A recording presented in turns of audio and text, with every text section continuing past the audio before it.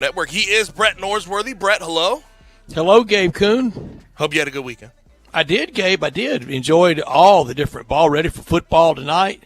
Ready for basketball tomorrow night with the Grizzlies. Ready for basketball Wednesday night with the Tigers. Busy week. Producing the program, Go Tigers 247 writer Bryant Dacus. Hello, Bryant. Hey. Good to hear from you, man. First hour of our show. There yesterday. Yes, he was live, and then he was. I saw his. I saw your post game. Good job. Yeah, thank you. Yep, that was nice stuff. First hour of our show brought to you by Lexus of Memphis, the one and only Lexus dealership in Memphis. Plenty to get to today, and it all starts Bama versus Georgia in Indianapolis, of all places. For it all, we moved the SEC championship game to Indianapolis. That's all we did. Week 18 in the NFL wraps up with a wild game in Vegas. We're going to definitely discuss that because Brandon Staley had me confused on all different levels last night. Of course, the head coach of the Chargers. Grizzlies handle the Clippers and Lakers. Sweep them on the road in L.A. in Crypto.com/Staples Center. Also, Tigers over the weekend. Bryant wrote a great story about it. Tigers get an important win versus Cincinnati.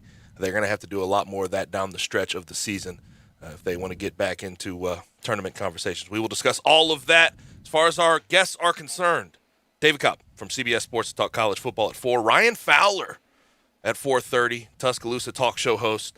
He is in Indianapolis. We will discuss Alabama versus Georgia with him. 5 o'clock to Michael Cole from the CA, obviously the new Grizzlies beat writer, will join us. 5:30, we're going to do our national championship game pick and preview, and we're going to do our big four of defense all time for Georgia and Bama. That was tough, Brett. That was near impossible. Very tough. I think there will be consensus for Bama one. Yes, there should be. Should be. I think he 27 sacks. Does 27 sacks do it for you? I hope it does. Even with this wave of Heisman Trophy winners, I'm going to say it. We're talking about Derek Thomas, the late great Derek Thomas. Right. I think he's the greatest player in the history of Alabama football. I think that I don't think that's overstating anything. And they've had some greats. Because when you talk about single season, we can sit here till midnight. When you talk about single season defense. I mean, probably one of the best, if not the best, single season in college football history. I mean, I think we should have consensus there. AutoZone listener line, we want yours on that too, Big Four. Sure do. For Georgia and Alabama. AutoZone listener line, 901-360-8255. Get in the zone, AutoZone. You can also watch us live and message us on Twitter, YouTube, Facebook, Twitch, and at sports56whbq.com. I have to open up with this, Brett, because it's always funny. We had ratings talk on Friday, and I remember we were getting into it and sort of discussing different things. I read a Sports Business Journal article today by Austin Karp, and they did He's good. They did 2021, the top 100 most watched programs, and of course, sports programming accounted for 95 of the top 100. And I think you can guess who won in regards to which league. NFL, 75 of the top 100 most watched programs. It's unbelievable. So when we talk about all these ratings and what college football playoff semifinals going down in ratings this year, I mean, put it all into perspective. It's still a top 100 most watched program. That's it. And it's what I always say around baseball World Series times. When you try to compare it to 1975, it gets mauled. When you try to compare it to 1995, it gets mauled. But it wins the night, it wins the week, and it holds up pretty well against everything except for NFL and college football. Right. In football, just owns it. Of course, Super Bowl #1. I saw 91 million viewers for that. And that was down. Unbelievable. And that was down about 9 million. The NFL, too, it's amazing to see how many just regular season. There was 2 regular season games, obviously interdivisional matchups. There was Bears versus Packers in there. But you're talking about literally a regular season game being one of the top 15 most watched programs of the year. And it will never cease to amaze me how much we talk ratings when it comes to NFL and college football when they just own it. They own it every year. Do. Now, the national championship in college basketball, it always holds up pretty well. Mm-hmm. But the 2 semifinal games, again, Cotton Bowl, Sugar Bowl, those bowl games beat the Saturday. Mm-hmm. But now on Monday night, that always holds up pretty good. I'm going to say around 17 million, not too far off what you'll have tonight. I saw a guy today responding over the college football playoff expansion, saying, you keep doing this and your ratings will keep crumbling. College football, like the NFL, when they're held against their historical highs, mm-hmm. the numbers look like they might be decreasing. When it's compared to everything else, it's a monstrosity. Yeah. We do a lot of complaining about our especially in college football, about bowl season and the playoff and everything else. It gets watched, and it gets watched a lot. And it's not going to when this contract comes up in 2026, it'll be more money. It's just how it works. And also a lot more. Speaking of college football playoff, good transition here. They had their meeting this morning about expansion. And it was largely a waste of time. Yes, sounds like nothing got done. Bob Bowlesby, of course, the Big 12 commissioner, said they didn't even get close to getting everyone to agree. Bill Hancock, the executive director of the college football playoff, says it's getting late in the process to try to expand before 2026, but they're not closing any doors. 2026, it looks like. Increasingly, I'm less optimistic about what's going to happen with the college football playoff.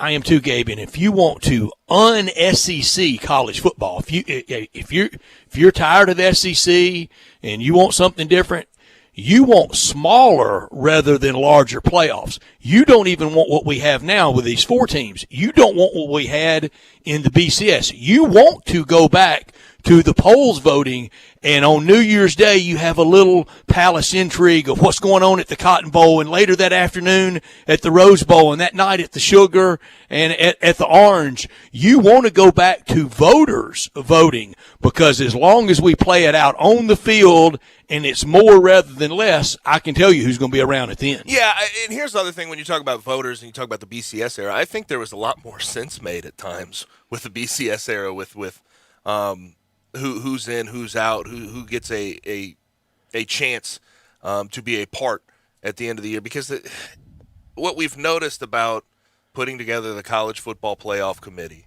is that it's largely subjective, and they're just going to lean on who they think will be around at the end. Alabama, of course, this year, it ended up beating Georgia, so it didn't matter in the end. But they gave Alabama every benefit of the doubt all the way up until the SEC championship.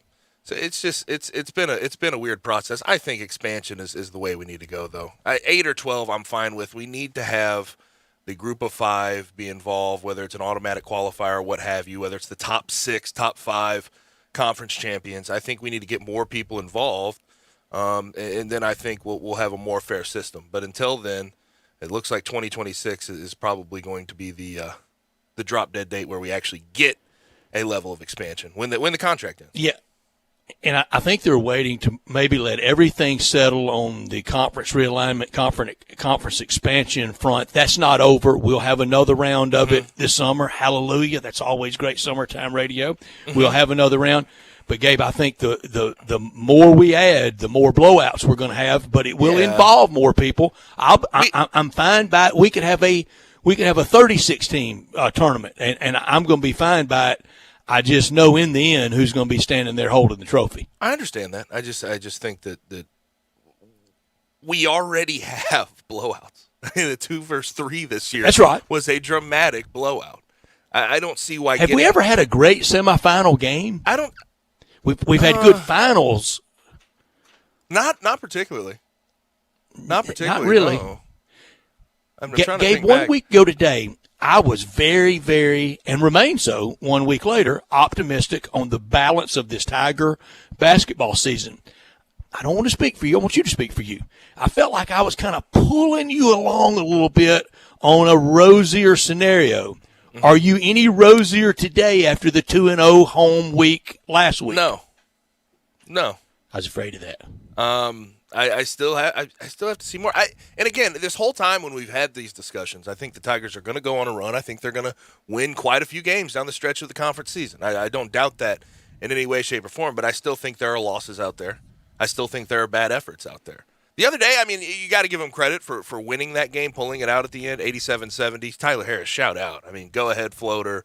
up by 3, gets the His steal, day. makes 2 free throws to sort of put it out of reach. He has this year one from literally out of bounds. It's fantastic. It's hilarious to see what he has become in coming back to Memphis. A walk-on, now off scholarship. Where would they be without him? And that's the point. He is the one in the big games who has showed up when it matters, and that's awesome. But against Cincinnati, look, you get the win. Offense looked good. You limited turnovers, but defensively, Brett, you gotta cover the 3-point line. Jeremiah Davenport got whatever he wanted against the Tigers yesterday, and that's the issue I have. I still, boy, he really had it going too, shaking, baking, stepping back. I still am not there. I still think that the way this team is playing, there's too many lulls, and I think that there are losses sprinkled throughout the rest of the schedule. Are you scared of a 1-1 or 0-2 week this week? Both on the road this week. I wouldn't say 0-2. 1-1 is certainly possible. Both these Will teams you be rosier this time next week if it's another 2-0 week? I'll feel a little better. Yes. Brett, I can't wait till we get Gabe Rosie. Brett, isn't it about what they look like in winning, regardless of the situation? It is. Game management, game score, whatever the college football playoff committee, that garbage they throw out there. Yes, it does matter how, but in the end, it just 2 wins, isn't it? Yes, it's wins, but now the first loss, then those become more circumspect, and that's your concern. Let me ask you this: besides the Wichita State win, has there been, since then? I mean, has there been any win that has given you a whole bunch of confidence this past week? Is there a win that gives you a whole bunch of confidence that they can continue? No. Wichita State really did it for me, and for the Tigers now getting ready to go back out on the road. Well, we know what happened the last time in a 2-game roadie. They only won one of them. Mm-hmm. Won at Wichita State and lost at Tulane. Yep. And it doesn't matter who was available. If you got Memphis on the front of your jersey, you should win at Tulane. I'll say one thing that made me feel a little rosier, and I think a lot of people feel this way. Amani Bates, the way he played the other day, gave me some hope coming off of a pause, having his finger issue, and then coming back. 12.7 rebounds, 6 assists, only 1 turnover, was handling the ball relatively well, was moving the ball relatively well. I thought that gave me a little hope of what's to come down the stretch of the season for Amani Bates. And if he can replicate that game in, game out, I think they have a chance to run through the conference schedule. Before the show, I asked Bryant, how would you discern, the Grizzlies as a 3 seed, even as a 3 seed, let's say they snatch that 3 away from Utah and they win 3 versus 6. Is that the NBA? Is that the basketball equivalent for the NBA of basketball, of college basketball, of going to the Sweet 16, or is that just kind of a first round win? If they win, are you talking about if they win a series? If the Grizzlies won a 3 versus 6. That's huge. And I don't know. I don't have an answer. I don't have an answer to that either. I think it's different. It's hard to we make, know it's a hard, second hard to draw round. that comparison. A second round, a 3 over a 2. If the Grizzlies won that would. Can we agree that would be the NCAA basketball tournament equivalent of an Elite 8? Elite 8 or so, yeah. Okay, and then Western Conference Finals obviously is Final 4. Mm-hmm. Who goes further this year? Tigers or Grizzlies? Using that as kind of the metric. I mean, based on what I've seen, Grizzlies. There's still a massive question out there if the Tigers can even will themselves back in the tournament. That's right. So there's no doubt the Grizzlies are in the tournament. Yeah, let me bring in Bryant for this. What was your feel watching them against Cincinnati? What did you think about the Tigers and what they may look like down the stretch of the conference schedule? Well, I'll say, and I was going to pipe in a second ago when you were talking about confidence wins and making you feel better. Yesterday made me feel a lot better because this is a team that we've seen them struggle as a group. They played completely together. They played without their leader. You know, we've seen that DeAndre is pretty much their leader on the court. They played without him. You saw 16 assists.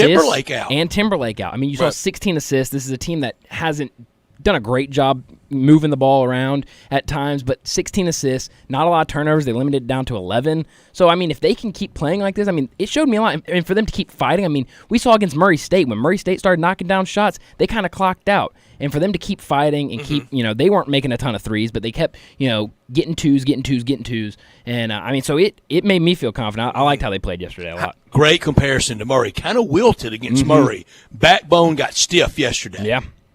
How about the emergence of Josh Minot through this whole thing, too? Oh, man. He has been great. And we've talked about this off the air, Gabe. He, at the very beginning of the season, obviously being a freshman, he didn't know the system very well. He's you could gotta tell get on the smarter. court. He's got to get smart. And you're still seeing it a little bit, but he's getting a lot better at it. He's also has a real knack for the ball. He just is in the right spot at the right times a lot. But he plays hard. He's not scared to get physical. And he's been awesome. He might be the best rebounder on the team. He's always by the ball. Oh, yeah. A really smooth game. And you're talking about Jalen Duren. You're talking about a guy who's near 7 foot, who's strong, who's unbelievably gifted. The block But yesterday. Josh, oh my gosh, Out of nowhere. Right. I mean, came out off the TV screen. But Josh Minot, I know we were calling for minutes early in the season, and I thought, we hadn't really seen him, so there was probably some discussion to be had, and there was a reason that Penny was keeping him off the floor. At this point, with all these guys going out, maybe it was a blessing in disguise to see Josh Minot in that role, in that stepped-up role. 14 and 10 yesterday. And I admit, I watch him play, and sometimes I don't know if his confidence is fully there, but he plays hard.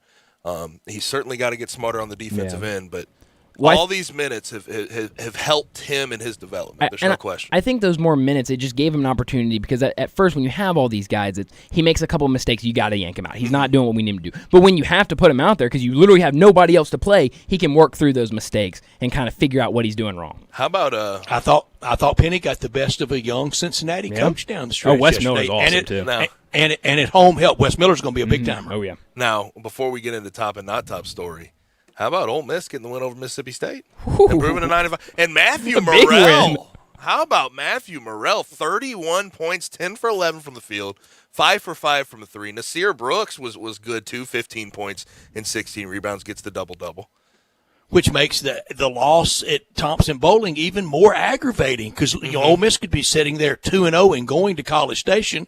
Buzz Williams' team's playing well, but I think A&M imminently gettable. Brett Norsworthy here for FanDuel and the College Football National Championship. It's here. It's tonight. Celebrate it tonight. FanDuel Sportsbooks hooking up new customers with 30-1 enhanced odds on either team to win. That means you can bet $5 to win $150 on either team to win it all. I like Alabama to win this game. We do our picks at 5:30, but I'll go ahead and give it away.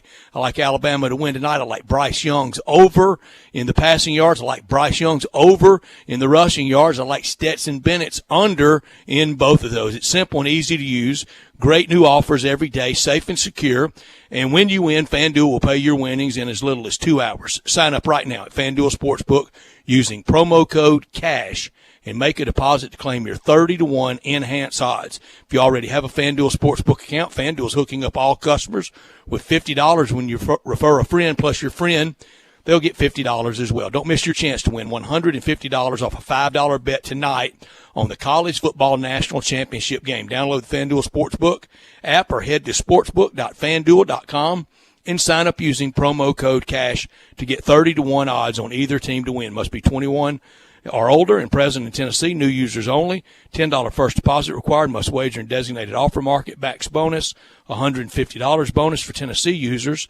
Fulfilled in site credit within 72 hours. Tennessee site credit expires 14 days after receipt. Restrictions do apply. See full terms at sportsbook.fanduel.com. Gambling problem? Call the Tennessee Red Line at 1-800-889-9789.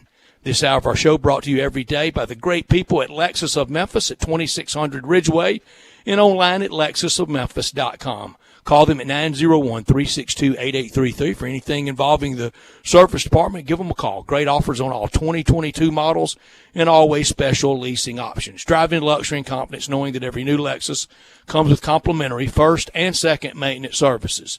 Stop by today at Lexus of Memphis at 2600 Ridgeway and put yourself in the driver's seat of the all-new 2022 flagship LS500, and you'll start the new year looking and driving in style. When you purchase a Lexus, you get top-of-the-line engineering and design, and they make for the luxury driving experience.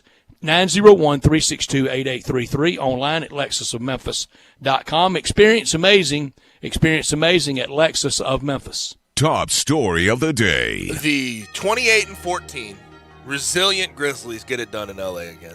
They sweep the Clippers and the Lakers on their L.A. road trip. Saturday, W versus the Clippers, 123-108. Wasn't really overly close. Taylor Jenkins still in protocol for COVID-19. They did it without Ja, without Kyle Anderson, without Steven Adams, without John Conchar. They lose Dylan Brooks in the middle of a game. Dylan Brooks is going to be out 4 to 5 weeks with an ankle. Didn't matter. Beat the Clippers, 123-108. It's unbelievable to see. Brandon Clark stepped up with 18 points, 15 rebounds. Tyus, 18 points. Jaren, 26 points. They just find a way.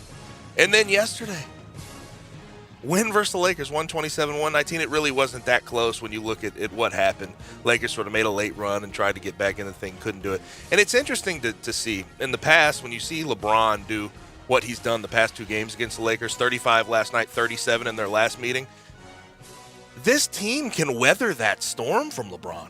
LeBron has had good games against the Grizzlies, and it doesn't matter because of what they have on the floor and how they're meshing. Jaren with 21 points. It used to would break you. Yes, Jaren with 21 points. Kyle Anderson with 14.7 rebounds and 8 assists in his return game. Grizzlies 9-game win streak, longest single-season winning streak in franchise history. And this is even more staggering than a 9-game win streak to me. 19 of their last 23 have been wins. 19 of 23 have been wins. That's ridiculous to see. Zaire Williams has showed up a little bit, has 2 starts on the year, has looked okay. This week, Tuesday versus the Warriors, Thursday versus the Timberwolves, at the Timberwolves. Couple opportunities. Warriors, this is going to be a test. Are they there with the top of the Western Conference? Now that Klay is back with the Warriors, are they there? Can they compete? It's going to be interesting to see. Also, Ja Morant for the second straight week, Player of the Week in the Western Conference. Got the Warriors tomorrow night. Only 2 teams now in the NBA with more wins than the Memphis Grizzlies. Phoenix and Golden State with 30 wins apiece. The Grizzlies now 2 back in the all-important loss column for third place, trailing the Jazz. Jazz 28-12, Grizzlies 28-14. Loss column's all that matters. You can make up wins.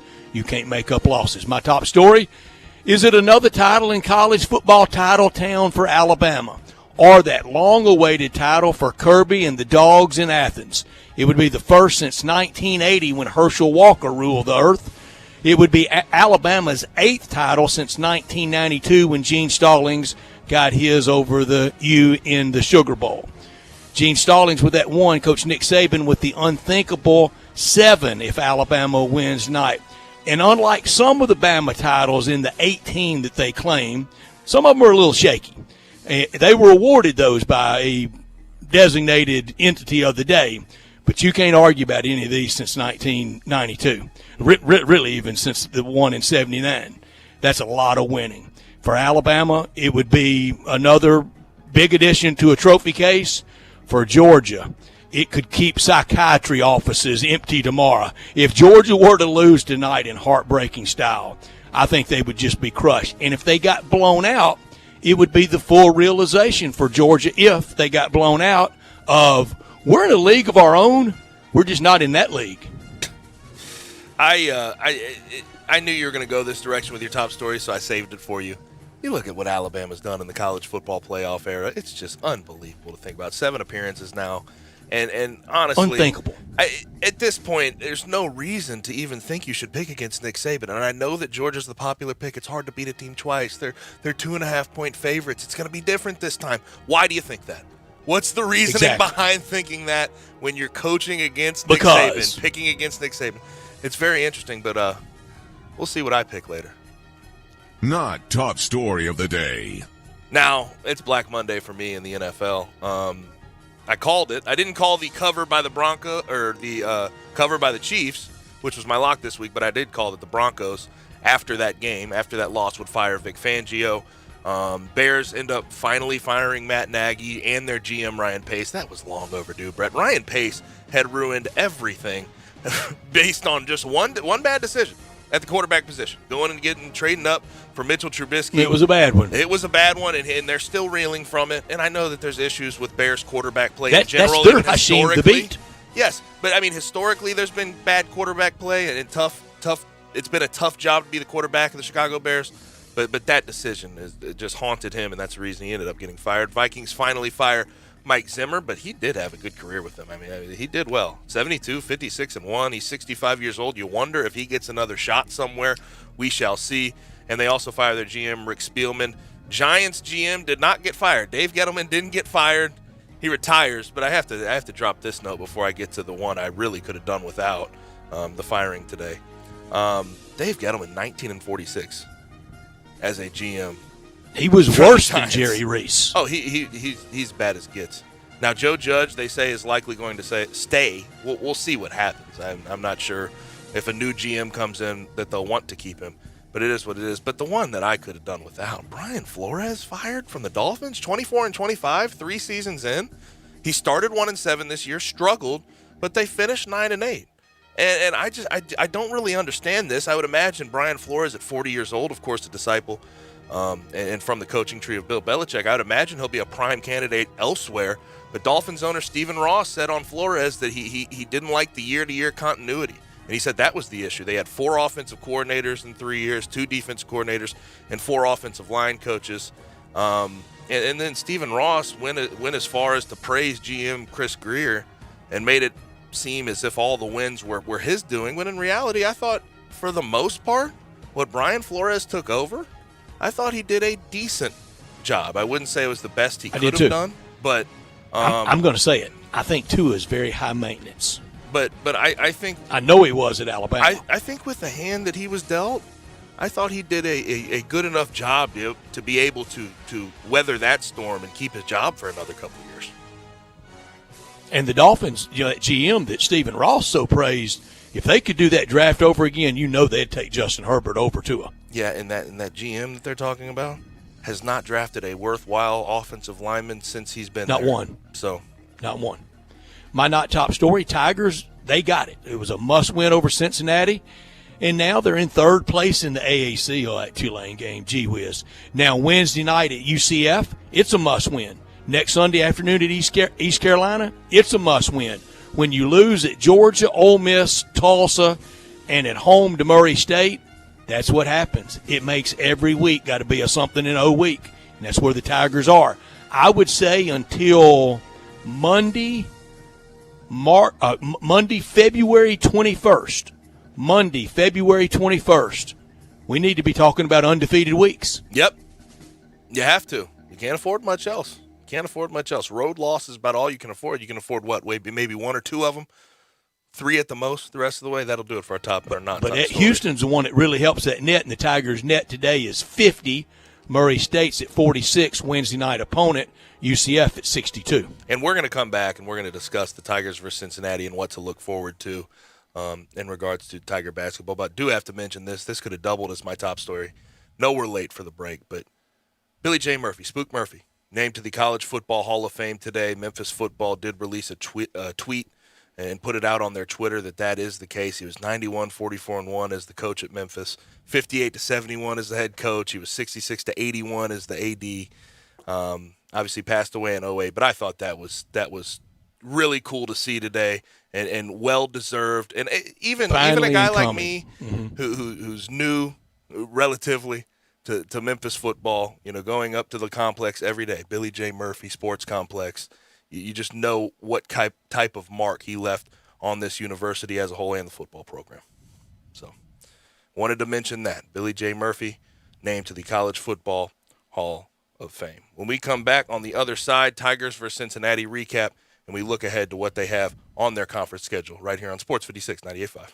Sports 56 Happy Hour with Johnny Radio, presented by Tito's Vodka, from 11 to 1 every weekday on Sports 56 and 98.5 FM. It's a brand new year. And yet still here you are. And now I'm not saying that you should make New Year's resolutions. But if you did, they should all have something to do with Central Barbecue, right? You think I'm so predictable? That's because you are. I could have been about to say anything. As long as anything by me telling people to go to Central Barbecue. Well, yeah. See, predictable. Still, we do love us some Central Barbecue. Exactly. So people should resolve to spend plenty of time at one of the 4 locations of Central Barbecue this year. You know what? You're right. And you said I was predictable. I knew you were going to say that. Hey, you're not Pete. It's not easy being the one everyone counts on to keep the facility running, no matter the weather or supply chain hiccup. But we get you, Raymond in Buffalo, and Maria in Miami, Jules in Minneapolis, and Stan in Central Indiana, taking control of everything that's under your control. At Grainger, we're here for you with experienced branch staff at over 250 locations so you get the product you're looking for. Call, click Grainger.com, or just stop by. Grainger, for the ones who get it done. Looking for a high-efficiency planting solution? The Case IH 2150 Early Riser Planter combines the industry's most accurate planter technologies with a rugged row unit for a fast and uniform emergence. The Case IH 2150 Early Riser operates at your speed and adapts to unique field conditions so that you can maximize your yield potential. Stop in or call Mid-South Ag Equipment at 662-890-3141 to learn more. That's Mid-South Ag, your Case IH Equipment headquarters. Do you know one of the best things you can do for your employees or family's health? Provide Arctic Clear bottled water. Arctic Clear bottled water is your locally owned and operated bottled water provider. Arctic Clear is 100% natural spring water with free delivery and setup, dependable service, and no long-term contracts. What an easy choice. Call Jeff Manus today, 901-382-2363, or visit arctic-clear.com. Arctic Clear bottled water. Call now, 382-2363. That's 382-2363. I know the sweetest thing in Memphis, and I know it's been around for 115 years. You know, I'm talking about Dinstall's, and it's time to stock up heavy on Cashew Crunch, Heavenly Crunch, Turtlettes, all of your favorite Dinstall's treats. So easy to get. The sweetest thing in Memphis, all you have to do is head to Laurelwood or head to Germantown and Poplar right across from the hospital, or go where they make the candies. That's on Pleasant View. There's nothing that says Memphis better than Cashew Crunch with that little tinge of coconut, or the Turtlettes. Let's face it, there's nothing better than Dinstall's chocolate. That's the mainstay of all candies, isn't it? Milk chocolate, although their dark chocolate is pretty darn good. And if you get the peppermint with the dark chocolate and put it in the freezer, you're going to love it. So many ways to love Dinstall's. Stock up heavy on all of your favorite Dinstall's treats. 115 years of making Memphis oh so sweet. Now, back to Sports Time on Sports 56. This hour is brought to you by Lexus of Memphis. Here once again are Brett Norsworthy and Gabe Kuhn.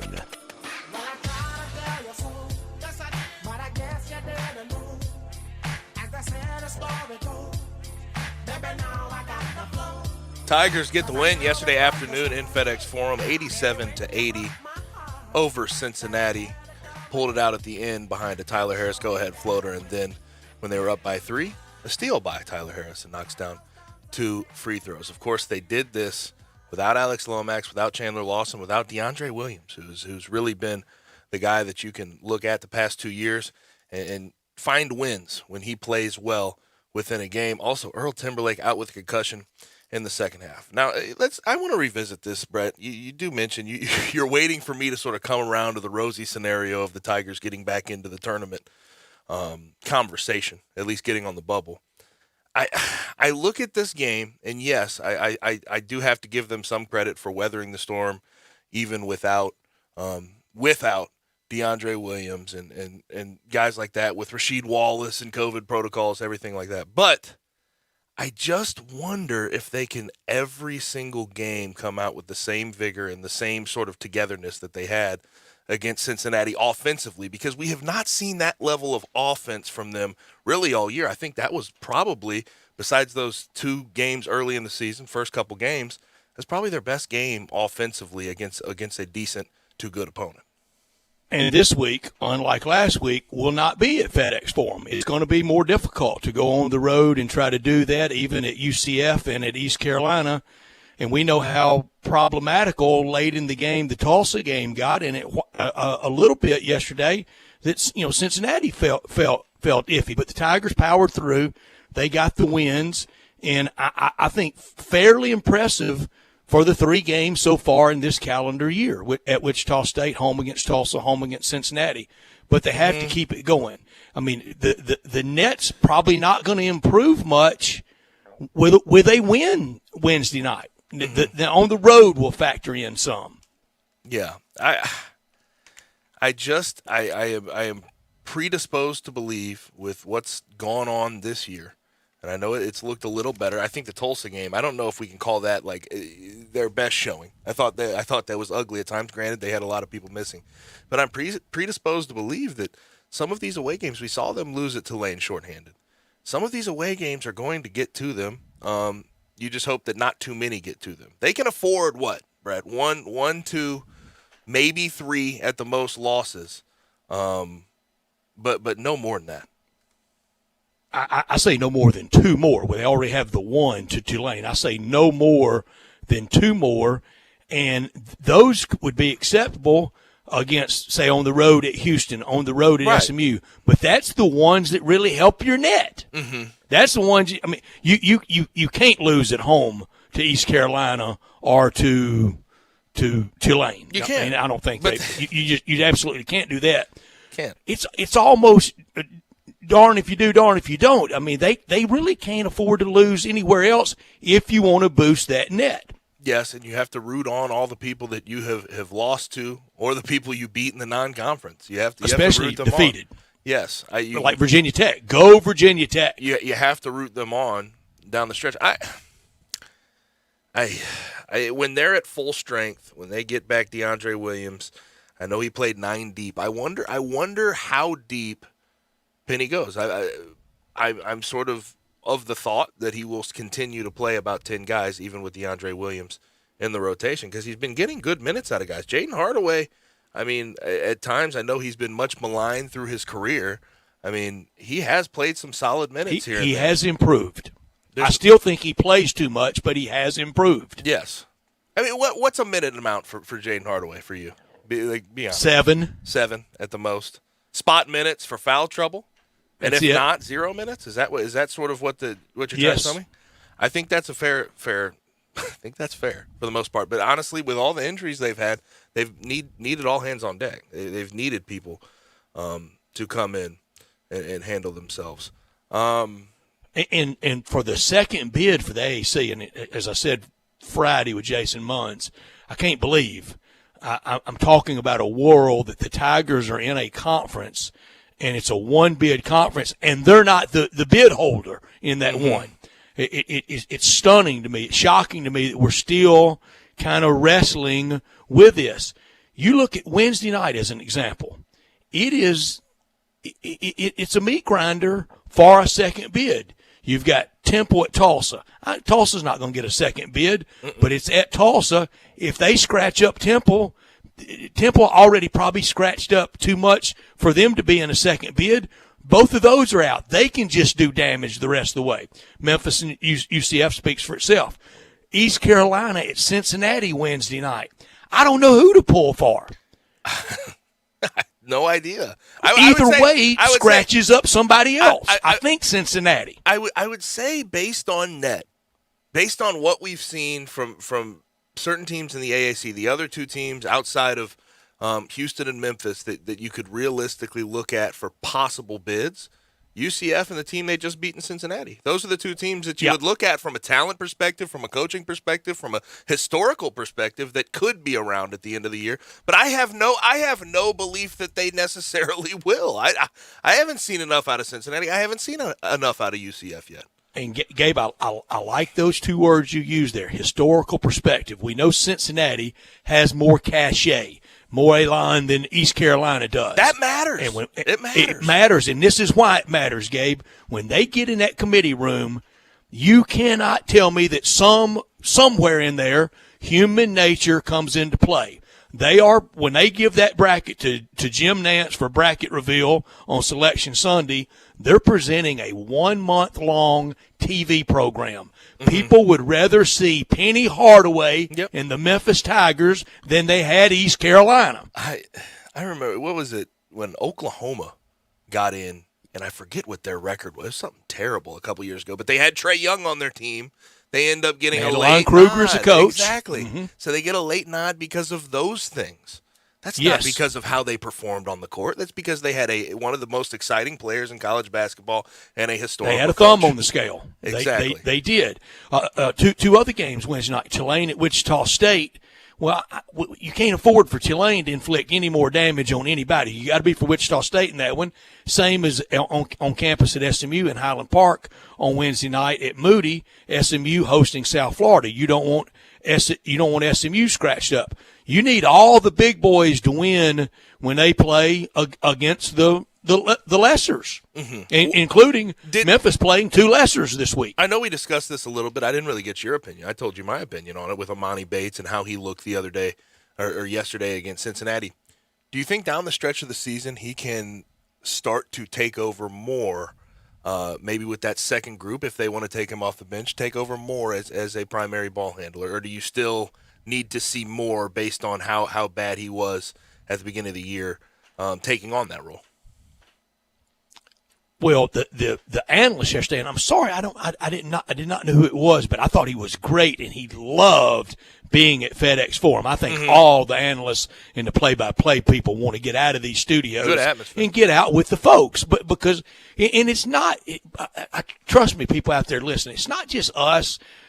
Jet setting and airport to airport and hotel to hotel and living the fashionable life. It's not that. It is not that at all. It's for the consumer. It's better for them to be there, to have that feel of the game, to go to shoot around, to talk to a sports information director, to talk to some assistant coaches, to talk to the players. It's better for you, the consumer, that we get back to real life and get them out there. And you felt it yesterday with that announce crew, and that analyst made a great case that Amani Bates was better yesterday in a lesser role than he was in a primary role.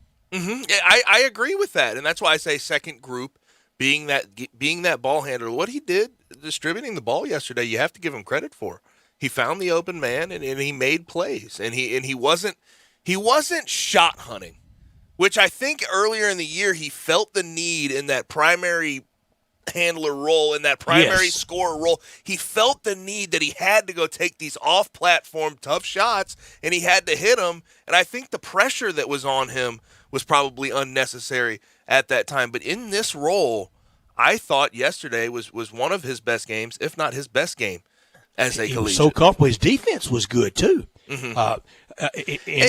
Yesterday was not a red letter day defensively for the Tigers, but his was pretty good. And something noticeable that I thought was cool to see: Amani Bates on the bench, being out for the last couple minutes or whatever it was, and whenever he was on the bench, he was very engaged, and he seemed to be sort of cheering on his teammates. Sure did. And he. I think the chemistry issues are settling down. And I think Penny forced him into that role early because of who he was as a high schooler and what he did. But I think he's much more comfortable not having all the eyes and all the pressure on him. I think that's relatively clear.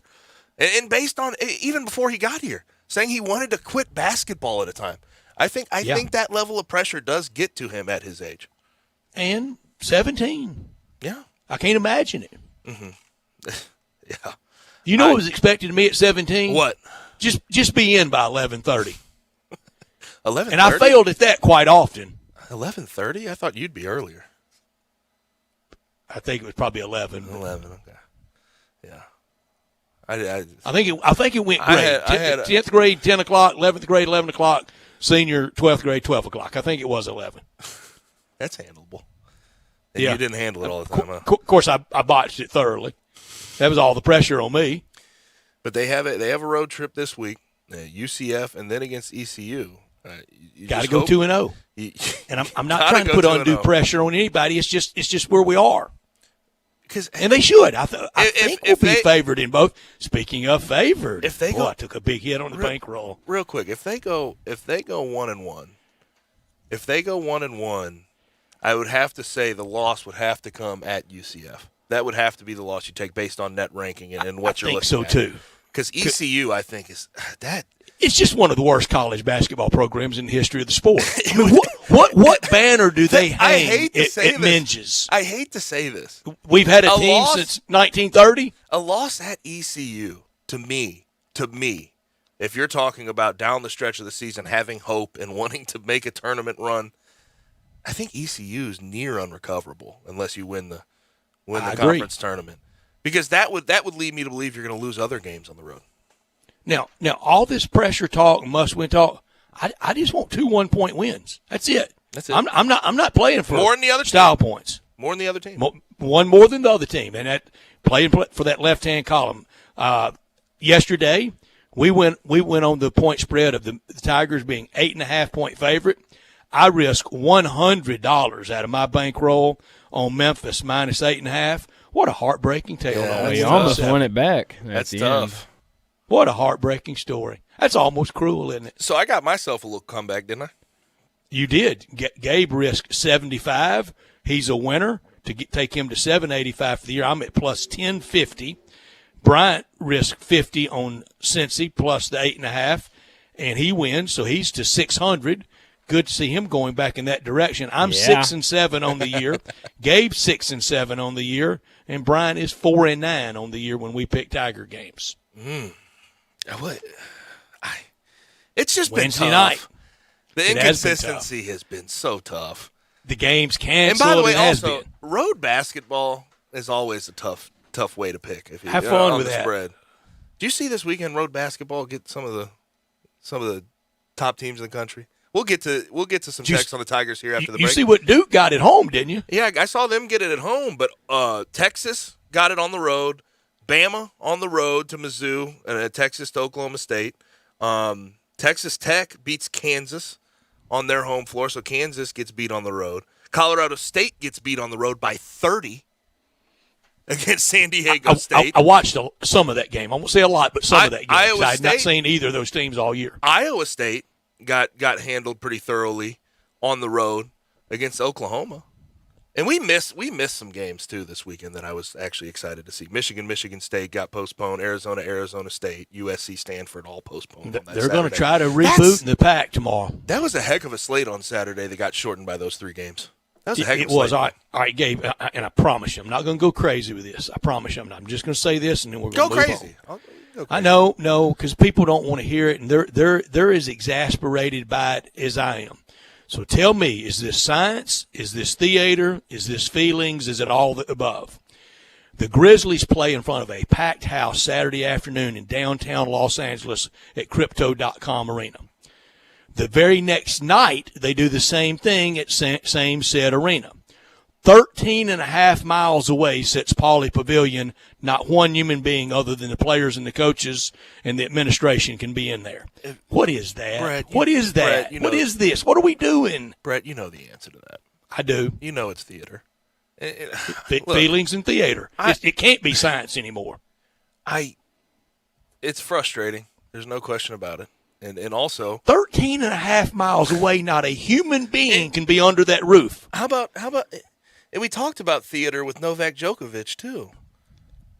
Novak Djokovic, did you see that he won his appeal to stay in Australia on They're Monday? treating him like he's in Midnight Express. And Good did Lord. And did you also see that the Australian government says the immigration minister could still use his personal power to cancel Djokovic's visa? So the amount of theater going around, not just in our And country, but around authoritarianism. the world. I don't know if I can go all that far, Brett. I don't know if I can, but I will say the theatrics around this whole thing. I don't know what's right. I'm not a scientist. What's the motivation I'm not of that health official epidemiologist. then? To look good. Because he can. To look good to the Australian people because the Australian people made a fuss. That's what the motivation is. It's just, yes, I will agree with you. There's no question a lot of theater going on around the world as a whole when it comes to sporting events and COVID-19. When we come back on the other side, we get to your texts on the Tigers right here on Sports 56 98.5. We are Sports 56 WHBQ. Listen to us daily on 560 AM and 98.5 FM, as well as around the world at sports56whbq.com or on the Sports 56 app. Bellyacre's motto is City-Fied Farm Fresh. The goal is simple: provide a fun, unique farm-to-table experience for the whole family. Two great locations, Regalia at 6130 Poplar and in Overton Square at 2102 Trimble Place. Overton Square hours Sunday through Thursday 11A to 9P, Friday and Saturday 11A to 10P. Regalia Sunday through Thursday 10:30 a.m. to 9 p.m. and Friday and Saturday 10:30 a.m. to 11 p.m. Signature burgers are made from 100% grass-fed beef. Sandwiches, salads, and the best milkshakes anywhere. The burgers, so good, like the Dare Ya or the Double Dare Ya, and the melt in your mouth. And you have to try the Voodoo Moo Moo. It is the quality brand the Belly Acres team has developed using grass-fed beef with creative homemade toppings in a fun farm setting right here in the city. The goal at Belly Acres, to become even more sustainable as they grow. In Overton Square and in Regalia, the very best quality available in Memphis, burger shakes and smiles at Belly Acres. Sure, we have 30 seconds to tell you that drivers who switch to Progressive could save big. But then what? Well, radio has been called theater of the mind, so let's tell a story with sound effects.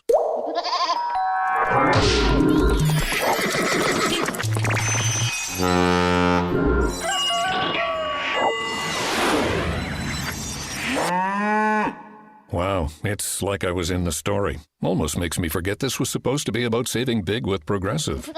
Progressive Casualty Insurance Company and Affiliates. Visit Frontier Western Store today for new shirts, boots, and more. Frontier continues to add new items in their women's boutique. Flare jeans and pants are in, and Frontier is fully stocked. There are daily arrivals with thousands of on-trend tops as well, all at amazing prices. And guys, Frontier's your #1 Carhartt store. No one has a larger selection of everyday fits and workwear by Carhartt. Wrangler and Area clothing available too. Have you seen Frontier's remodeled and expanded world-famous boots showroom? Now there are even more dress and work boots in stock. There are over 1,000 pair of Area boots and thousands more by Dan Post, Corral, Durango, Rocky, and Twisted X. Frontier recently added Hey Dude shoes with lots more on the way. As if the selection isn't reason enough, Frontier's pricing is lower than online and chain stores. So when you're ready for your next pair, you know just the local shop to visit. Frontier Western Store, 5880 Goodman Road in Olive Branch, and on the web at frontierwesternstore.com.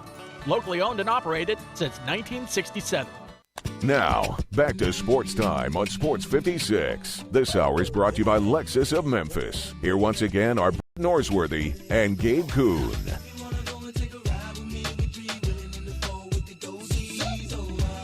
Back rolling. Sports Time on Sports 56 with Gabe and Stats.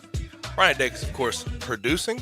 Autos on listen line 901-360-8255. Questions, comments, concerns on anything we discuss. Grizzlies, Tigers, NFL Week 18, college football playoff.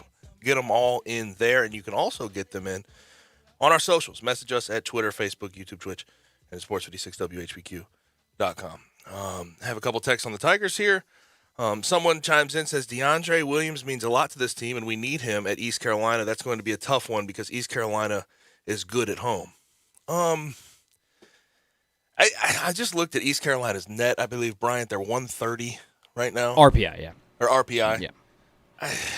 Let's don't make too much East Carolina. Wherever they are. You got to win that game. If you got Memphis on the front of the jerseys, you should win by 1 at East Carolina. You got to win that ball game. Someone else. Tyler Harris has matured, and he looks good now, and I'm glad for it. Also, Lester is back to himself. We will need them both. Lester has been up and down this year. His best game by far. Yesterday against Cincinnati, 18 points. He plays really hard. He consistently plays hard. I remember there was a conversation. I was talking to Brian about this before the show. There was a conversation before the year about him possibly being the on-ball guy and handling the ball. I never saw it, and I certainly have sort of got. I've gotten that. He'd get picked so often. I've gotten proved right. On that. 3 turnovers yesterday. Yes, and he's just. It's not his style of play. He likes to be off ball, and he likes to move off ball. Be a spot up shooter. Last summer, during the summer of love and all the 5 stars and all the recruiting, I would invariably say who's going to play point guard. And I invariably would get back, it could be this one, it could be that one, it could be any number of people. Well, it hadn't been. And it's not Lester Quinones, and it's not Amani Bates, and it's not Alex Lomax. Mm-hmm. So who do you think the on-ball guy is consistently? I think it's a healthy Timberlake. Yes, of course. Okay. And I don't know that's that smooth, but it's the best it's choice. The best you got. It's the best you got. And I think and this is me projecting based on what we saw yesterday. I think whether he comes off the bench or plays a smaller role, Amani can start to take over a little bit more there. I'm not saying he's going to be the primary guy like he was trying to be forced to at the beginning of the year, but Agreed. I think getting him into the swing of that and trying to teach him that is the best way to go develop him there. And late in a game, the mismatch that he would create over a comparable another player on another team trying to defend him. Mm-hmm. Yep. Raider Corey chimes in. Let's hope Penny can keep the rotations to a minimum going forward. This team is 9 deep talent-wise. The good teams have roles established for certain players. It's up to the players to buy in and remove egos for overall success. That's been the issue. There's no question about it, Raider Corey. I agree there. But do you think I'll it's say 9 deep? No. It's going to be it's 10 I to don't 11 either. deep. 10 or 11. It's 10 or 11. And 11th being who? Probably Jaden Hardaway. Yeah. Just with how well Tyler's been playing, I think Jaden is that 11th option. And this is all sort of nuanced in the fact that Tyler Harris, if he's not in there knocking down shots, yes, he'll play 7 minutes and he'll be part of the rotation, air quotes there. But if he's not knocking down shots, he won't be in the game for long spurts at a time. Because he's a defensive liability if he's Yes, not making he is. shots. But if he's coming in, heating it up, microwave, yeah. Yes. Keep him in there as long as he's knocking down shots. Yes. You can pay for it on the other end. But I think the realistic look at what this team will be as far as rotation is 10 or 11. And I don't think you're getting it much shorter than that. Maybe against good teams, if you have one group that's really performing at a high level, you keep them in there, you keep them going for a while. But this is Penny Hardaway we're talking about. We have a big enough sample size to know that it is 10 guys. He believes in the Hubie Brown 10-man rotation, doesn't he? Yes, it is 10 guys, and that's just sort of what you have to accept at this point. Any more text, send them in to 901-360-8255.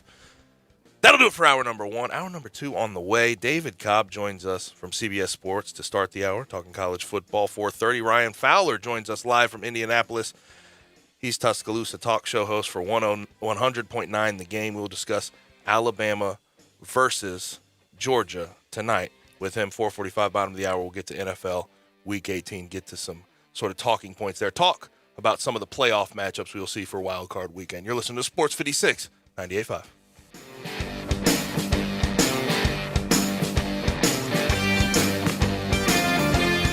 It's a new year. That means it's time for a floor model sale at Family Leisure. You can help Family Leisure make room for all the new 2022 products that are coming in. All floor models are priced to move right now. If it's on the floor, it's on sale. But you better hurry to get these special savings because once these floor models are gone, folks, they're gone.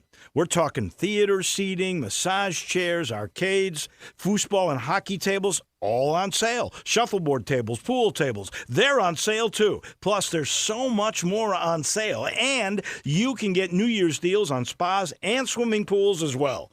Family Leisure needs the room for new inventory. So what's here has got to go. You can help them. The floor model sale is happening now at Family Leisure, Whitten Road at I-40, where family and fun come together. Happy New Year from our good friends at Family Leisure. I want to do some bragging rights. Hey, I was just the other day overhearing a conversation with Big Mike, the manager of DeSoto Auto Sales. They've got people buying cars all over the country. North Carolina, South Carolina, Georgia, Alabama, Arkansas, Texas. People from all over the country buy cars at DeSoto Auto Sales in Olive Branch, Mississippi. Why? DeSoto Auto Sales has the most stringent car inspection in America. They get it right the first time. Quality and low mileage, factory warranty on most vehicles. My favorite part is the people who work there. Big Mike, all the employees are professional, friendly, and go that extra mile. Expect as you walk in the door, you're treated like family. DeSoto Auto Sales understands your time matters. We can help you find your dream car and get all the paperwork finished in less than an hour. Come see us at DeSoto Auto Sales and be part of our family.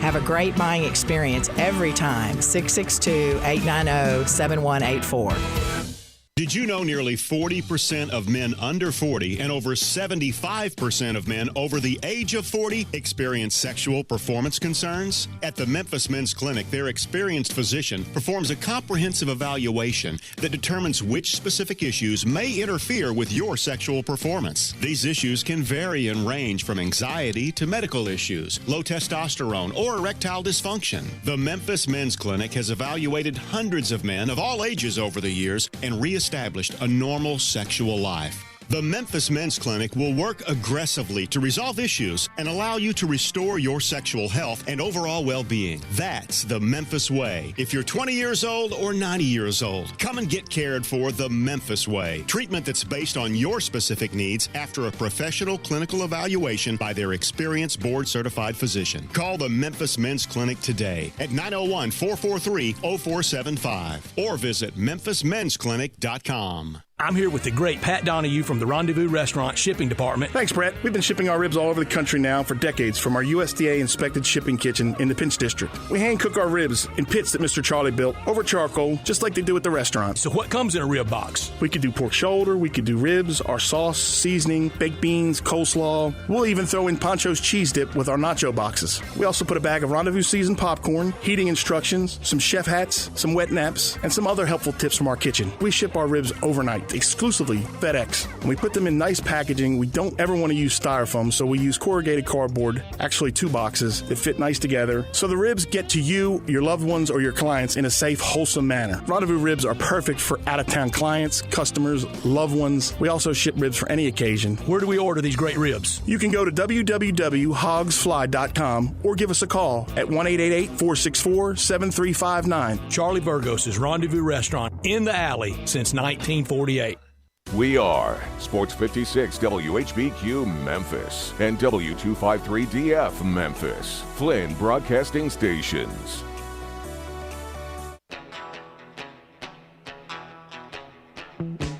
Now back to Sports Time on Sports 56. Here once again are Brett Norsworthy and Gabe Kuhn.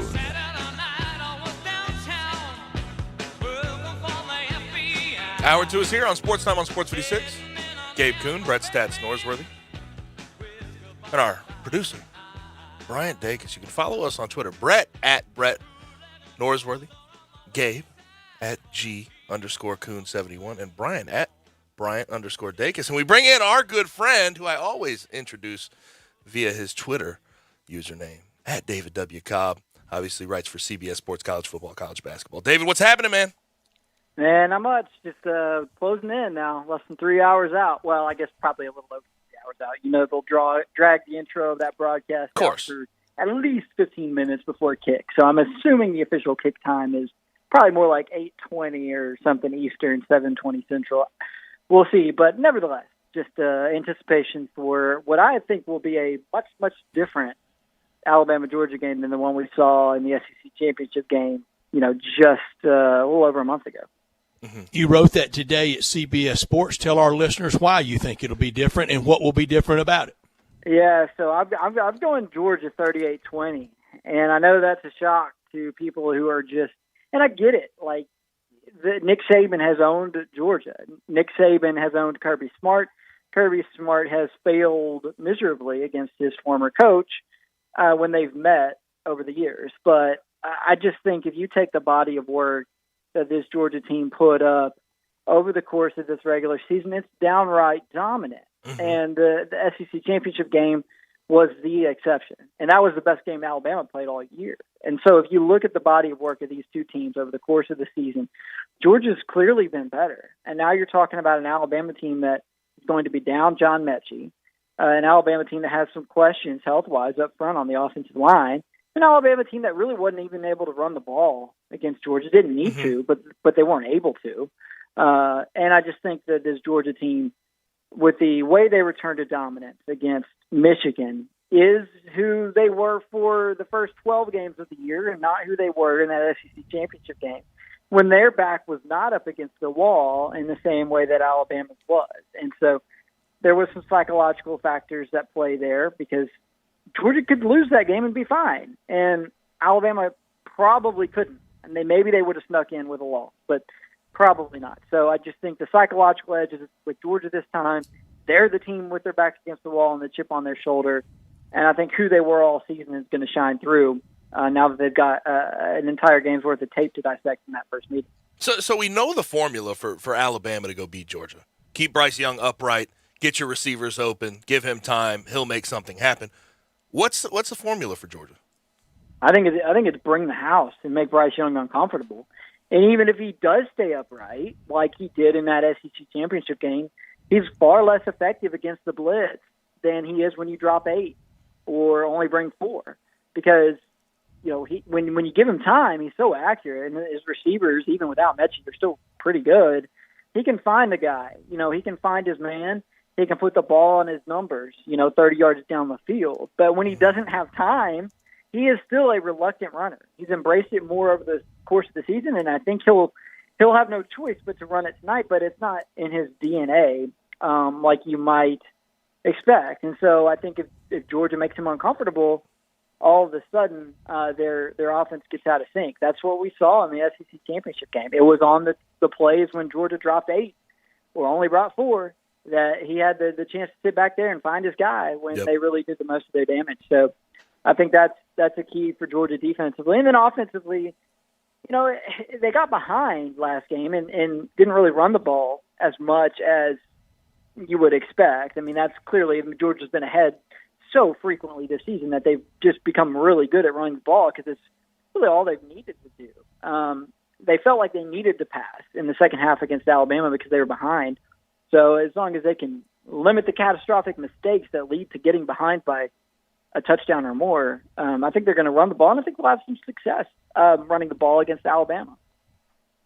David, other than for Georgia, other than the win over Michigan, and for Alabama, other than their win over Georgia, give me the best win for Georgia and Alabama with those other thans. Throw out Michigan for Georgia, throw out Georgia for Bama. Give me each team's best win this year. I mean, I just always flash back to Georgia-Arkansas. We know that was a good Arkansas team. It was an Arkansas team that gave Alabama a run for its money, and an Arkansas team that goes and beats Penn State in a prestigious bowl game. And so I think the fact that Georgia beat that Arkansas team, which was ranked in the top 10 at the time, 37-0, it just stands out to me as who I see this Georgia team as even now. And there were other wins along the way that were similarly dominant, but none that were against a team of that caliber. And so the fact that Georgia did that in a noon environment, had Sanford Stadium just absolutely rocking, that to me was a team of destiny moment. Not even the big boys get a home crowd that amped up out of the gate for a noon game, and I don't care who you're playing. It was unreal. It felt like a Big Tom rivalry night game at that noon kick against Arkansas. So that to me was a moment of destiny type of situation for Georgia, where they dominated a really good team, and I think sort of foreshadowed who they would become, over the coming months. For Alabama, I mean, I don't think it's as clear cut who their best win is, because they struggled against a lot of teams that you would think that they would have dominated. I think you have to go Ole Miss. Ole Miss would love to have that game back, wouldn't they, Brett? Because I don't think who Ole Miss was in that game was who they are, and Alabama made them look silly. And that one and the Mississippi State one, I mean, stand out to me as aside from Cincinnati or Georgia being the most impressive for Alabama. At halftime, it felt 80-0. Yeah, and Kiffin took a lot of chances on fourth downs in that game, and Alabama just made him pay for it and totally capitalized. That was the same day of the Arkansas-Georgia game. That was sober up Saturday for Ole Miss and Arkansas. That's right. That's a great point. It sure was. Yeah, and we had our discussions that week about them possibly making a run down the stretch of the season. That ended pretty quickly. So Bama's won 7 straight against Georgia. How far does a Georgia win here go to sort of making us sort of shift our mindset about SEC powers and what Georgia can actually get done? Because Georgia to this point just has not gotten over the hump. Kirby Smart, not gotten over the hump. If he actually wins this one, how much different do we view Georgia year in, year out? Yeah, so I think a couple of things happen. If Alabama wins, it's the status quo. Yeah, of course. Alabama winning a national championship doesn't change anything. Unless Nick Saban says, well, this is the last one I wanted, and I don't think that's the case, but, maybe there's at least a remote possibility that losing one extends his time frame because it makes him mad and he wants to get back on top before he exits. I doubt that's the case. That's the only impact I really see maybe from an Alabama win, but I think that's minuscule, if anything. So Georgia winning, I think, kind of just goes ahead and confirms that the SEC East is a one-team division for the time being, certainly, because who else is going to challenge a Georgia program that's winning national titles? Yeah. I mean, with all due respect to Billy Napier, who I think has a shot to be a good coach, he's got a long way to go before he would have Florida in the conversation with a national title caliber Georgia program. And then after that, you're talking about a chase pack of Kentucky, Tennessee, Missouri, South Carolina. I mean, sure, there's plenty of optimism among those fan bases with their relatively new coaches, or in the case of Kentucky, in the case of Mark Stoops, who's turned them into a solid program. But none of those teams are chasing down Georgia. Whereas if Georgia loses and they don't necessarily get their quarterback situation figured out, it's possible that you could see Georgia kind of falling flat in the momentum realm and becoming more of a 10-win team as opposed to a 11-win team. That's an automatic lock every year for the SEC East. So if they win, I think, though, it just confirms and accelerates the SEC East being a one-team division. And honestly, you can't say that for the West. Even with as dominant as Alabama has been, it always feels like there's a legitimate threat, or in most years at least, to Alabama in that division, be it LSU, be it Texas A&M, be it Auburn. Now you can throw Ole Miss and potentially even Arkansas into that category. I just don't think that the East is like that. I don't think there is another team in that division that can challenge a national title caliber Georgia program. David, I got a column idea for you. I'm always the idea guy for your columns. I love having the idea, but you got to do all the work. Here it is. Starting with the 2011 season, I won't use 2010 because that was Marcus Crandall and LSU beating Alabama that year, and Alabama also lost that year. Well, to Cam Newton, that was a pretty good one. But so start with the next year in 2011. If Georgia wins tonight, rank the quarterbacks that have defeated Alabama. I mean, in that would be Chad Kelly, Bo Wallace, Trevor Knight, Bo Nix, Jarrett Stidham, Nick Calzada. Where do you think Stetson Bennett would rank among those luminaries? There are some pretty pedestrian names on that list. Stephen Garcia? Yeah, total head scratchers. But, no, I think Bennett's better than a lot of those guys. I think he's better than he gets credit for. I think that Stetson Bennett could play in the NFL, which a lot of people don't believe or just assume that he won't, because they just look at this Georgia team and they see a defensive-oriented team, a run-oriented team. They want to give all the credit that Georgia has for all the credit for the success they have in the passing game. They want to give to the offensive line or to Brock Bowers or to these receivers who are finally getting healthy. But I'm like, if Georgia wins the national championship with Stetson Bennett at quarterback, I don't think it's in spite of Stetson Bennett. I think it's because he's actually a pretty good player. And he's not Bryce Young, but he might be better than Jake Fromm. And I don't think he scares Bama at all. Yeah. I don't know. I mean, if you go and look at the QBRs, compare them, Stetson Bennett and Jake Fromm. I think he's steady. I think he really he can run that offense, and the guys around him seem to have belief in him, and that's really all that matters when you get into a one-game situation. Now, the thing that really is sort of the side story for me, the side narrative, is we've always talked past few years, it's been offense. Can your quarterback break through? Can you be a defensive run team and win a national championship? Georgia's going to put that to the test tonight. Yeah, I left out Cardale Jones too. I'm sorry, Cardale. That's a stunning list of teams that are of quarterbacks that have the old Georgia defensive back Nick Marshall in there too. Yeah, frankly, Stetson Bennett belongs on that list. Now, I think the key for Alabama tonight is finding a way to replicate what they did in the first meeting, which is to hit on some explosives. I mean, I don't think they're going to have a ton of success in the run game, but Jameson Williams is still out there on the perimeter, and they still got the Heisman Trophy winner at quarterback. So, I think Nick Saban feels pretty confident going up against Stetson Bennett. I think that defense can stifle Georgia. I'm not guaranteeing they will, but then it just becomes an issue of can Alabama's offense out explosive, a Georgia defense that's been really, really good, like they did in the SEC championship game. Because if that's the case, then you're talking about this Alabama team being in the same mold as the last Alabama team, last year's team that won the national title, and in the same mold as the 2019 LSU team that won the national title. Whereas if Georgia wins, it completely shifts the way that we discuss the sport in some ways, because now you're talking about a defensive-oriented program winning the national title, and all of a sudden Dan Lanning goes off to Oregon with a little bit more momentum and a little bit more heft to his resume.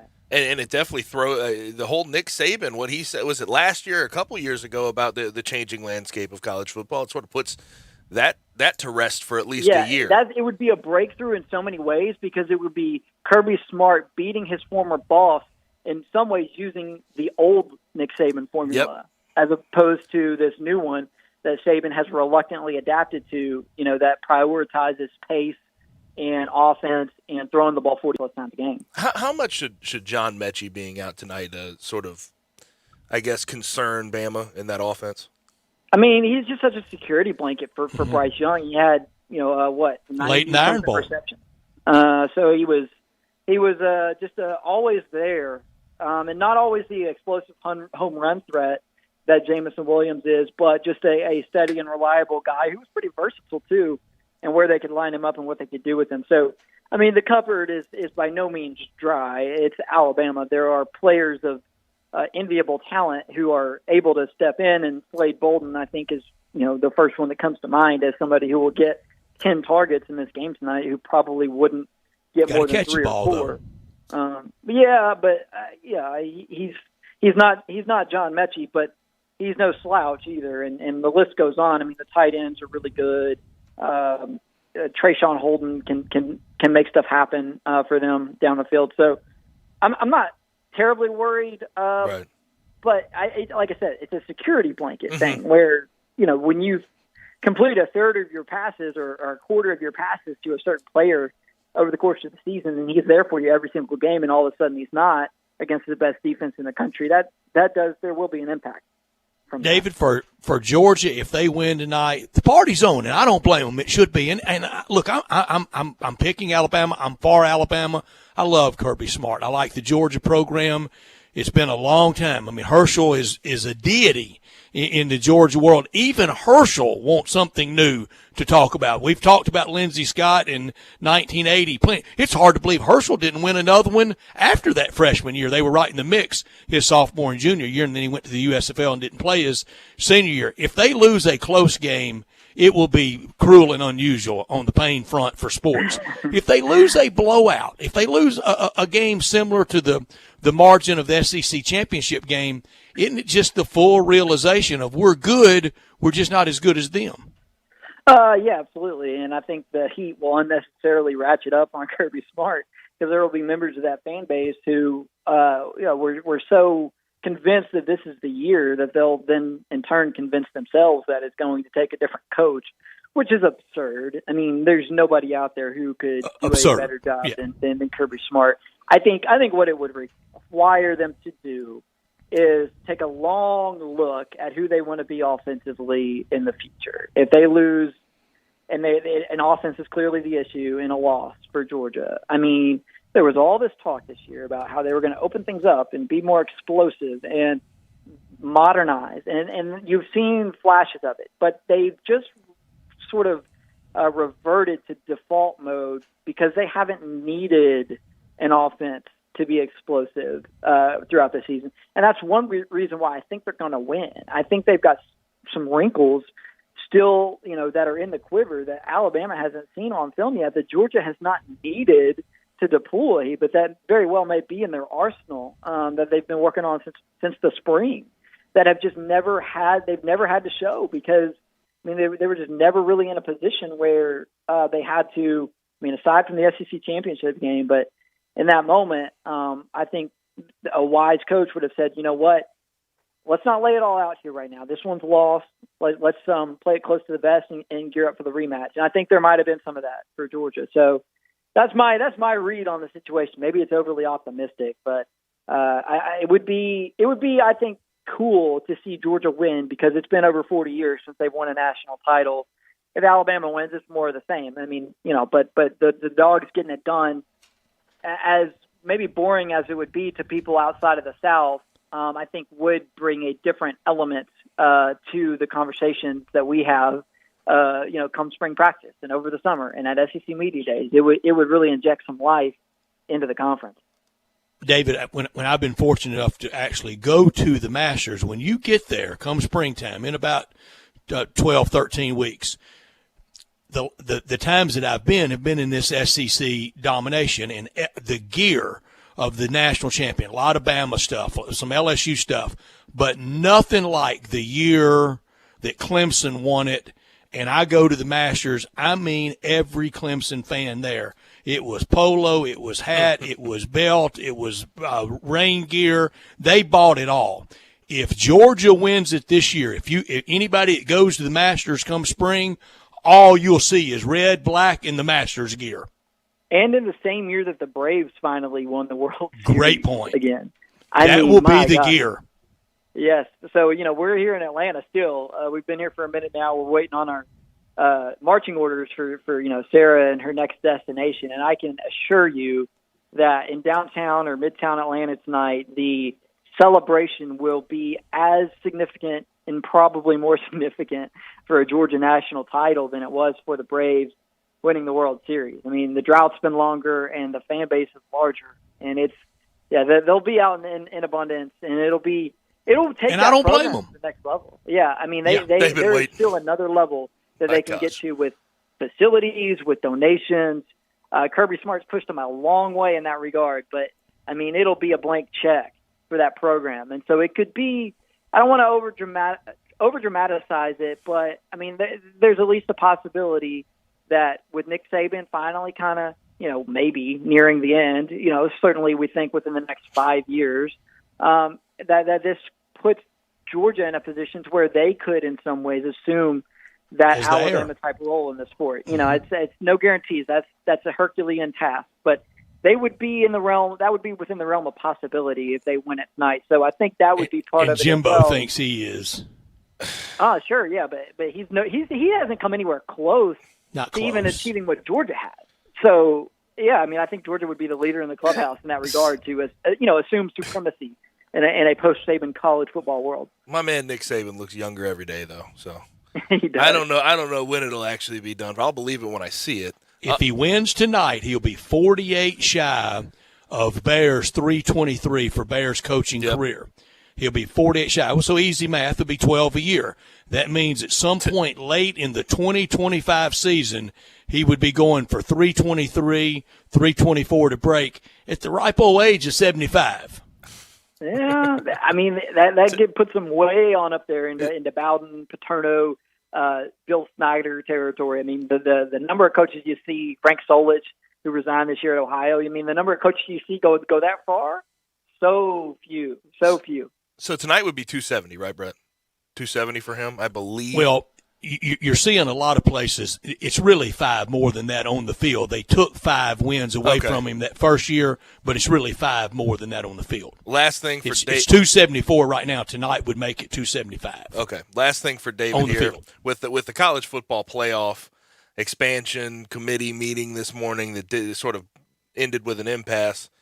I mean, do you think we get to expansion before 2026? Do you think that's even on the table? It seems less and less likely, but I think at some point the sense of urgency has to kick in among the other conferences, which to me are everyone except the SEC and the Big Ten.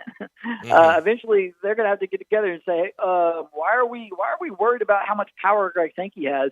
We need to be worried about what's best for our teams, because right now the ACC and the Pac-12 are just fading fast into oblivion.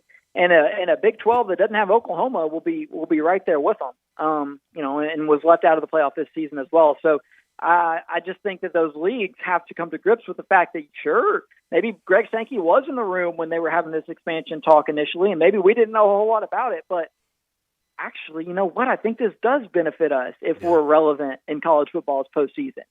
I mean, that to me seems like what we're waiting on here, because the longer they drag their feet and just stick out their pouty lip about the fact that they were not in the initial meeting room, I mean, the more that it hurts their own league. So that's what it comes down to in my mind is an ego thing for the commissioners of those other conferences, because until they get that figured out, this thing is being slow walked, and 2026 would be the earliest. And unless they start getting on the same page, I mean, before too long we will be having a conversation about if 2026 is even realistic for expansion. Yeah, the amount of power and money behind this whole thing, and the power structure that's going to affect this is just interesting to me. And it's just been so many pump fakes, I feel like, especially for the little guys, me being a group of 5 guy. Just a lot of pump faking going on right now. But he is David Cobb, at David W. Cobb on Twitter. He's a writer for CBS Sports covering college football and college basketball, and he's a notable Stetson Bennett IV fan. How about that? Hey, I'm either going to look really, really smart or really, really dumb here in about 5 hours. So I'm sure you guys will grill me on it next week either way. But if Georgia gets it done, you better believe I'm going to be bragging about it, because I called my shot on this one a while back. I hear you. And you should be. David, appreciate it, man. Thank you, David. All right. Yeah, thanks, guys. You have a good one, David.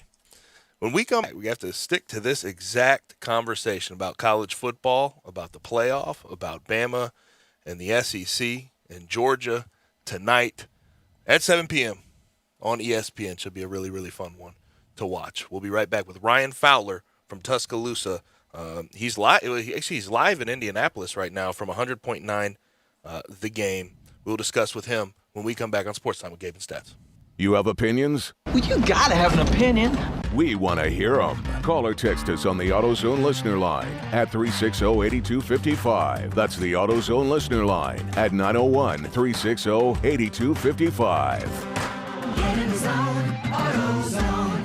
I'm Gary York. I'm the service director at Lexus of Memphis. Our service department wants to be more than just a place where you get your oil changed. We do glass repair, windshield replacement, recalibration of your camera and sonar systems, even wheel repair, tire replacement, all the things you would expect from a luxury automotive dealer. Please check out our website. You can schedule your appointment, check out our specials, hours of operation, or if you'd like to do it in person, please reach out to one of our associates at 901-271-5199. Have you wanted to speak a new language but thought it'd be too difficult or take too much time? Then try Babbel. In just 15 minutes a day, Babbel teaches you conversations that you will actually use. With 14 languages and lesson topics like travel, business, relationships, and more, you'll learn what matters most to you. Babbel. Language for life. Learn a new language with ease. Go to Babbel.com to try for free. That's BABBEL.com. Simple, smooth, and every sip as easy as the last. Tito's handmade vodka tastes just as good with tap water as it does with your favorite mixer. Back in the day, Tito distilled, hand bottled, taste tested, sent to a few friends, then taste tested again to give you the finest juice around. No frills, no flavors, no fancy labels, just the good stuff. Just Tito's. For recipes, videos, and more, visit Tito'sVodka.com. Distilled and bottled in Austin, Texas, 40% alcohol by volume, namely 80 proof, crafted to be savored responsibly. 5-Ash Roofing, it's what we do. Roofing and siding, gutters too. We're the pros you can trust to get it done right. Call on us. 5-Ash Roofing, the name to know. 5-Ash Roofing, the only way to go. 5-Ash Roofing, it's what we do. 5-Ash Roofing. Is that not the corniest thing you've ever heard? Can you believe I paid good money for that silly jingle? Well, the experts say make it memorable, and I think I got my money's worth. 5-Ash Roof Services, proud partner of the Memphis Tigers and the official roofer of the Tigers home team. 5-Ash Roofing, 367-0050 or memphisroofer.com. 367-0050 or memphisroofer.com. 5-Ash Roofing, it's what we do. We're here for you. I know the sweetest thing in Memphis, and I know it's been around for 115 years. You know, I'm talking about Dinstall's, and it's time to stock up heavy on Cashew Crunch, Heavenly Crunch, Turtlettes, all of your favorite Dinstall's treats. So easy to get. The sweetest thing in Memphis, all you have to do is head to Laurelwood or head to Germantown and Poplar right across from the hospital, or go where they make the candies. That's on Pleasant View. There's nothing that says Memphis better than Cashew Crunch with that little tinge of coconut, or the Turtlettes. Let's face it, there's nothing better than Dinstall's chocolate. That's the mainstay of all candies, isn't it? Milk chocolate, although their dark chocolate is pretty darn good. And if you get the peppermint with the dark chocolate and put it in the freezer, you're going to love it. So many ways to love Dinstall's. Stock up heavy on all of your favorite Dinstall's treats. 115 years of making Memphis oh so sweet. Now, back to Sports Time on Sports 56. Here once again are Brett Norsworthy and Gabe Kuhn.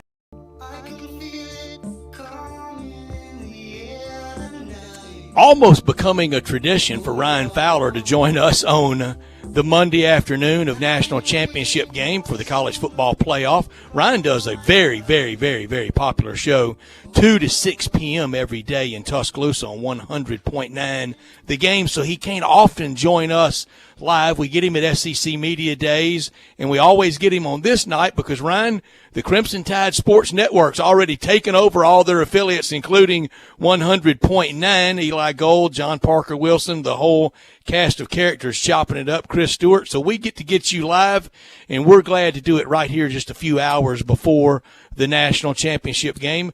Good afternoon and Happy New Year, Ryan. Hey, it's good to be on with you guys. I'm glad all is well in your world. Happy New Year. It's, as you said, it's like a tradition when you look at Alabama football and, you think about playing the Monday, after New Year's, if you can do that. And by the way, when you look at Monday, Brett, you swing a big stick. Can we quit being afraid of the NFL and just play college football on a Saturday? It makes no sense. None. To put this on a Monday. None.